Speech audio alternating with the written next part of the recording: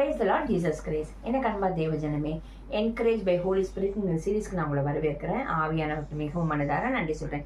என்னோட சங்கீதத்தின் புஸ்தகம் 46வது அதிகாரம் 4வது வசனம். ஒரு நதி உண்டு, அது நீர்க்கால்கள் தேவனுடைய நகரத்தையும் உன்னதமானவர் வாசம் பண்ணும் பரிசுத்த ஸ்தலத்தையும் சந்தோஷிப்பிக்கும். ஆமீன்.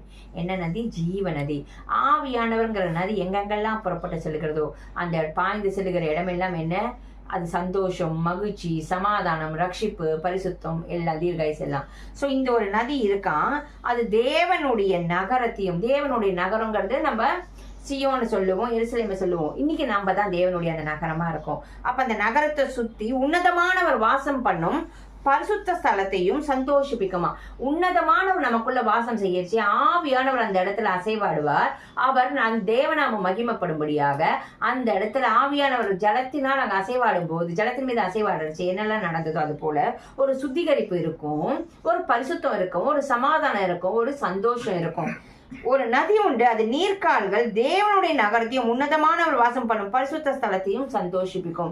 அப்ப அந்த ஆவியானவர், ஆண்டவராகிய இயேசு கிறிஸ்து வாசம் பண்ணுகிற உங்களோட குடும்பம், உங்க சபை, உங்க ஹிருதயம், உங்க சரீரம், உங்க ஆத்மா, அது எல்லாத்தையும் சுத்தி ஆவியானவர் அங்க வந்துகிட்டே இருப்பாரு. ஏன்னா ஆண்டவராகிய இயேசு கிறிஸ்து அங்க வாசம் செய்யறதுனால அப்ப அதை சந்தோஷிப்பிப்பாராம். ஆவியானவர் சந்தோஷத்தினால நிரப்புவாராம். அப்ப ஆவியானவர் சந்தோஷத்தினால நிரப்பணும்னா உங்களுக்குள்ள இயேசு கிறிஸ்து இருக்கணும், உங்க குடும்பத்துல தேவன் உலாவி வரணும், தேவ பிரசன்னம் இருக்கணும்.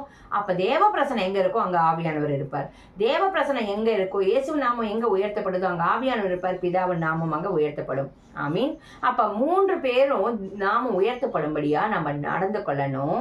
நம்ம குடும்பம் இருக்கணும், நம்ம சபை இருக்கணும், நம்ம தனிப்பட்ட வாழ்க்கை இருக்கணும். அப்படி இருக்கச்சே நிச்சயமா ஆவியானவர் கொடுக்குற அந்த சந்தோஷத்தினால நம்மள நிரப்புவார். ஆமீன். ஜெபிக்கலாம்.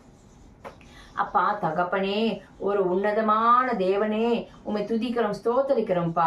ஆண்டவரே, அங்க பரிசுத்த ஆவியானவரே, நீர் ஒரு நதியாக, ஆண்டவரே தேவனே, நீர் வந்து வாசம் செய்கிற இடத்தை, அந்த பரிசுத்த ஸ்தலத்தை ஆண்டவரே நீர் சந்தோஷப்படுத்தும்படியாக நீர் வருகிறது போல ஆவியானவரே, இப்பொழுதும் எங்கள் குடும்பத்துல, எங்கள் சபைகள், எங்கள் தனிப்பட்ட வாழ்க்கையில இயேசுவின் நாமம் உயர்த்தப்படும்படியாக, இயேசு உலாவி வரும்படியாக எங்களை விட்டு கொடுக்கிறோம். ஆவியானவரே, நீர் வந்து அந்த நதியாக வந்து சூழ்ந்து கொண்டு ஆண்டவரே சூழ்ந்து அதோடு கூட உம்முடைய சந்தோஷத்தை, உம்முடைய சமாதானத்தை தரும்படியாக ஜெபிக்கிறோம் ராஜா.